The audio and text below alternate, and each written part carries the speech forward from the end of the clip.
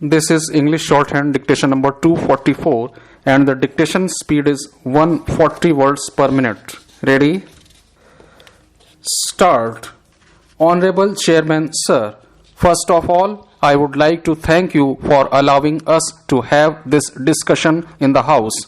Last week also, we took up some issues of national importance and had a good debate and discussion. Today also, we have taken this short duration discussion on the issue of farmers.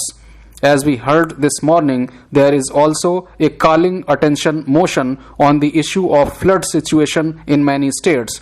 I was trying to find out where I should begin from and what benchmark I should make here. So I thought the best benchmark here to make and to quote is the ruling party's manifesto of 2014. Let us not think what happened before that and what happened 10 years ago. The ruling party's manifesto says that the government would strengthen and expand the rural credit facilities. Today I am trying to tell you where the government has reached in the last 3 years.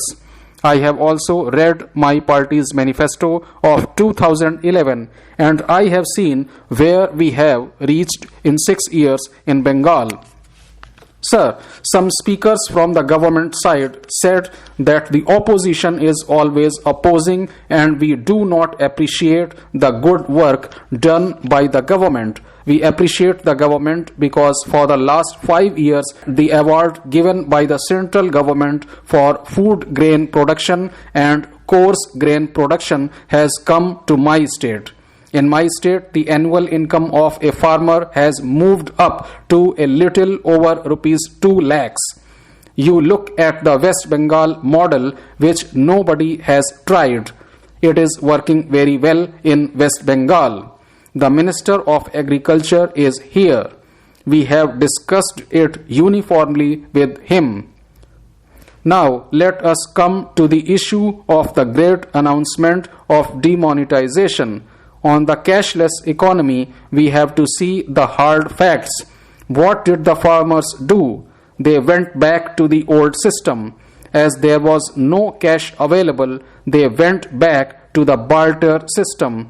And the Chief Minister of Madhya Pradesh had to appeal to traders to pay at least a half in cash.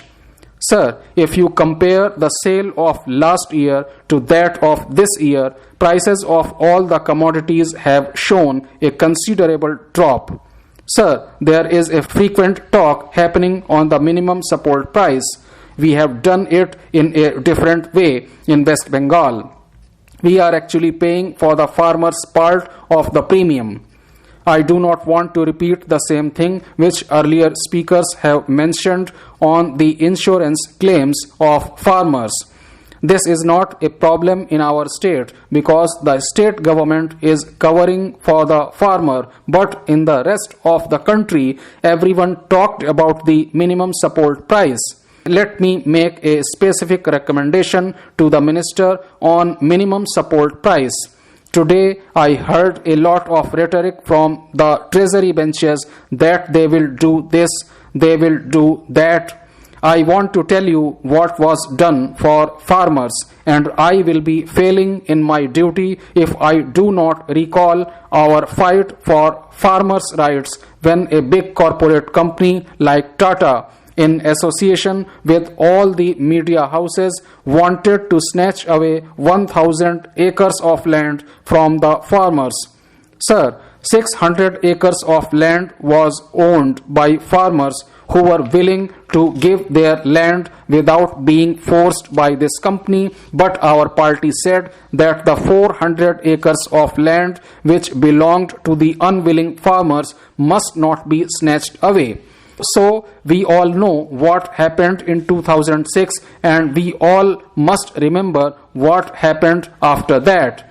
Everyone said that we were making political points.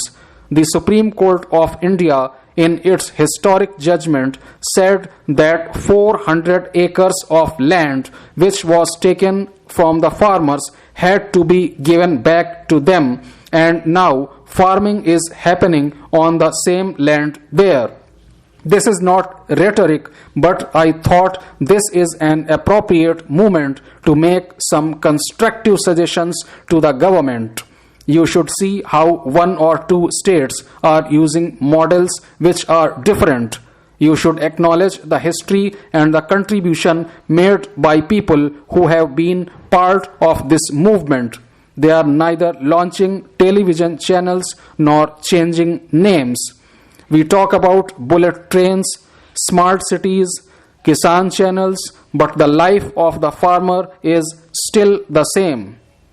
Sir, farmer suicides are a shameful feature on India's social scene. The central government itself submitted before the Supreme Court that there were 12,000 farmer suicides per year. There are statistics to show that more than 3 lakh farmers had committed suicide during the last 21 years. Demonetization also contributed to farm crisis. Though some states have decided to waive off farm loans, the central government has not supported any of the states. There is an argument that there will be a big crisis in financial sector if you waive off loans. According to the Public Accounts Committee of the Parliament, the non-performing assets of the country are rupees 6 lakh crore. Almost 70% of these assets are in corporate sector, whereas only 1% is in the agrarian sector. Big corporates are given crores and crores of rupees as loans by public sector banks. Big names in Indian corporates are given loans to the tune of rupees 2 lakh crore by public sector banks. But the amount of loan waivers for farmers will be much less than this massive loot. These loans to corporates had been at minimal interest. How many crores of rupees did we lose in scams? I do not want to give the numbers here as there is no time. You will get loans on a low interest to buy a luxury car. The bank staff will come to your house to complete the formalities. If a farmer wants to buy a tractor, he has to give 10 to 12% interest on loan. For that, he will have to spend weeks and months with the bank people. A poor woman who wants to buy a goat will have to bear huge interest burden in microfinance. I would say that the central government is ignoring the agriculture sector. During the 12th 5-year plan, the allocation for agriculture sector was rupees 1.8 lakh crore. The central government is destroying the cooperative sector, which has been helpful to poor farmers to an extent. Demonetization was extremely harmful to the cooperative sector. Honorable Speaker, sir, I rise to support this bill. This legislation is a feather in the cap of the UPA government. The passage of this bill has to be inscribed in golden letters in the history of our democracy. The non-resident Indians have their roots in India. Thousands of non-resident Indians are living in foreign countries. Not only the Indian political leaders, but also the successive governments of the United States, the United Kingdom, Australia, and France have time and again expressed and acknowledged the great contributions made by our non-resident Indians. We have to bow our heads before the glorious memories of the great martyrs of our freedom struggle. This is a landmark legislation. It bears the color of the patriotic blood which was responsible for the Indian Council Act.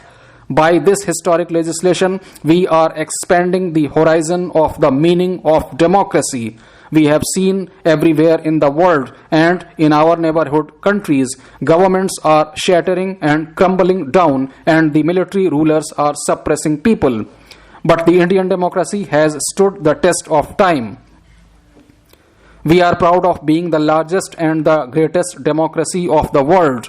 With the enactment of the present legislation, our democracy attains more greatness. There are as many as 25 lakh non-resident Indians. There has been a long pending demand from our non-resident Indians. I hope that nobody would have any objection to the purpose of this bill. This bill came before Parliament in the year 2006 and the Standing Committee gave its report on it. The bill seeks to provide for granting voting right to every citizen who has not acquired the citizenship of any other country and who has been absent from his place of ordinary residence in India.